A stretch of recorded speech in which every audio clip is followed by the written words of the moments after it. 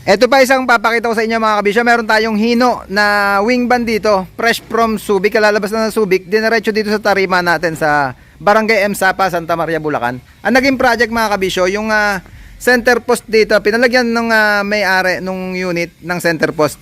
Nung nakuha kasi nila mga kabisyo, 32 feet na straight yung siding niya.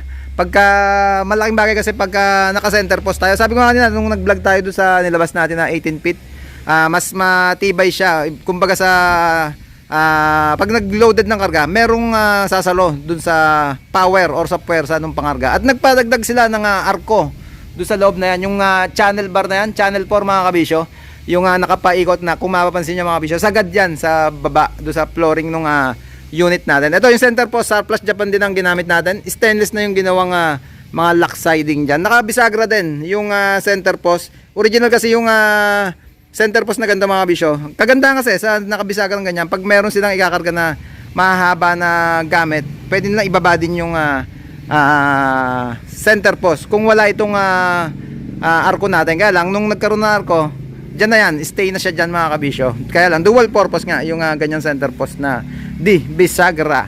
Yan mga kabisyo yung unit. Ikutin natin from Subic. Yung unit na yan, sabi ko nga niya, diniretso na dito sa tarima natin. Hino wing van mga kabisyo. Yan, aluminum siding na 10-wheeler. Ito yung likod niya mga kabisyo. Stock lang yung unit pero all goods naman. Makinis, malinis yung unit na to. Ito yung siding niya. Ganda pa ng kondisyon ng aluminum. Makinis. Ito yung bandang kaliwa na center post natin. Yan, may spring din sa gilid para mas magaang siyang ibaba. Pag may ganyang spring mga kabisyo. Kaliwat ka na naman yan, merong mga spring na ganyan. Sabi nga na, Hino 10-wheeler yung unit na pinasok sa atin ng Sunrise Tracking ng Quezon City. Kaya binidyo ko lang mga kabisyo para may idea lang kayo na gumagawa rin tayo ng ganyang mga project. Yung putol siding, dagdag center post. Ayan, binabaan ni sir yung Shinete. Pero ano pangalan mo? Jimwell.